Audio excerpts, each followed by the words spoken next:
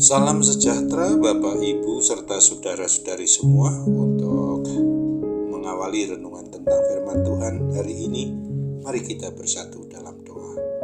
Tuhan Allah Bapa di surga yang memenuhi hati, akal, dan pikiran kami umat manusia, berbicaralah melalui firman-Mu dalam hati, akal, pikiran kami, karena kami bersedia tidak hanya untuk mendengar, tapi boleh melakukan kebenaran firman-Mu oleh pertolongan Roh Kudus dalam hidup kami sehari-hari. Hanya dalam nama Tuhan Yesus kami berdoa dan bersyukur kepadamu. Amin. Sebagai nas renungan firman Tuhan pada hari ini diambil dari 1 Yohanes 2 ayat 3 yang berbunyi, "Dan inilah tandanya bahwa kita mengenal Allah, yaitu jikalau kita menuruti perintah-perintahnya." Sebagai tema yang diangkat dari nas renungan kita adalah mengenal Allah berarti menuruti firman-Nya.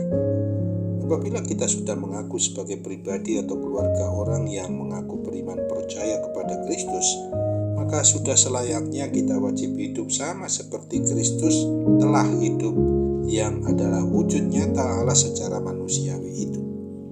Jika hidup kita yang sama seperti Kristus telah hidup, maka berarti kita juga dapat menjadi dan sebagai penurut-penurut dari kebenaran firman Tuhan. Kata dalam bahasa Yunani mimetai yang diterjemahkan dalam bahasa Indonesia penurut ini sama artinya dengan peniru. Setiap diri pribadi kita, orang yang mengaku sebagai orang yang beriman percaya kepada Kristus, yang dalam hidup sehari-hari harus menjadi dan sebagai penurut-penurut dari Kristus, Sang pemilik atas hidup kita. Kita harus mengikuti jejaknya, mencontoh dan meneladani, dan menjadikan dia teladan utama dalam hidup. Sama seperti anak yang harus meniru bapaknya, sama seperti seorang murid yang mencontoh dan meneladani gurunya. Tentu saja suatu hal yang mutlak harus kita lakukan, bahwa menjadi dan sebagai penurut-penurut Tuhan ini adalah karena kita diciptakan oleh Sang Pencipta, Sang Pemelihara atas diri kita umat manusia, yang menurut gambar dan rupa dari Tuhan Sang Pencipta itu sendiri, sebagaimana dinyatakan dalam Kejadian 1 ayat 26. Maka sudah seharusnya kita mewarisi karakter atau sifat ilahi itu. Tuhan Yesus berfirman dalam Injil Matius 5 ayat 48 ini, "Karena itu haruslah kamu sempurna, sama seperti Bapamu yang di sorga adalah sempurna." Ditegaskan juga oleh Rasul Paulus pada 2 Korintus 3 ayat 18, kita semua diubah menjadi serupa dengan gambarnya dalam kemuliaan yang semakin besar. Juga diungkapkan dalam 1 Petrus 1 ayat 15 dan 16 ini, "Hendaklah kamu menjadi kudus di dalam seluruh hidupmu, sama seperti Dia yang kudus, yang telah memanggil kamu, sebab ada tertulis, kuduslah kamu sebab aku kudus."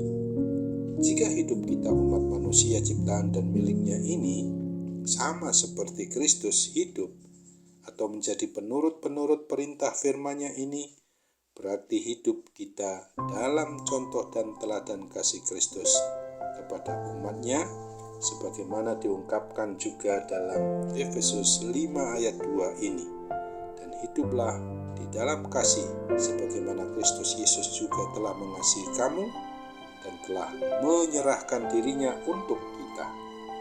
Seperti kata pepatah Indonesia bahwa buah jatuh tidak jauh dari pohonnya, maka begitu jugalah anak-anak Tuhan sudah selayaknya harus mewarisi karakter maupun sifat-sifat Allah seperti nyata jelas di dalam hidup manusiawi Tuhan Yesus Kristus sendiri. Demikian juga seperti yang dituliskan di 1 Yohanes 4 ayat 8 ini, menegaskan bahwa Tuhan adalah kasih. Karena itu kita juga harus hidup di dalam cinta kasih yang dicontoh teladankannya kepada kita umat manusia. Mengasihi Tuhan dan mengasihi sesama umat manusia dengan segenap hati, dengan segenap jiwa, dengan segenap akal budi kita. Yang kita berlakukan itu harus terus menjadi dan sebagai gaya hidup kita umat manusia.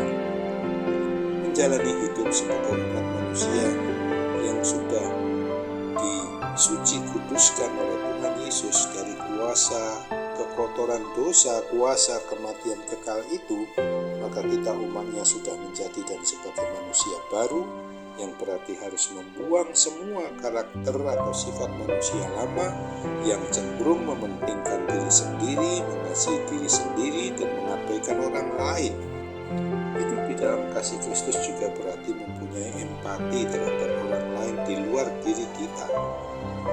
Mudah peduli, bahkan mau berkorban bagi sesama kita, bagi orang lain, sebab hakikat kasih adalah memberi, bukan menerima.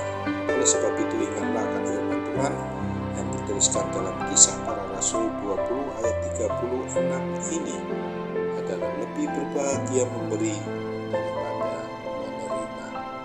Amin. Mari kita kembali bersatu dalam doa.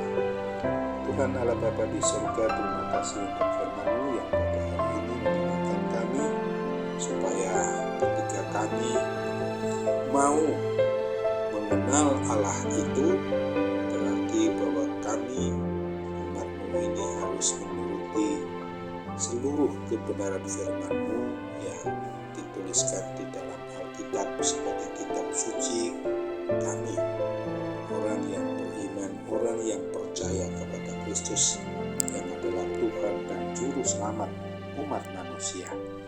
Bapa, tolong kami, karena dalam posisi ketika kami mengalami kondisi tubuh yang kurang sehat yang saat ini sedang ada pada diri kami, kiranya Tuhan berkenan untuk memakai sarana obat dan perawatan untuk memungkinkan kami boleh sembuh dari gangguan kesehatan itu, termasuk apabila ada suara-suara yang mengganggu hati, akal, pikiran kami.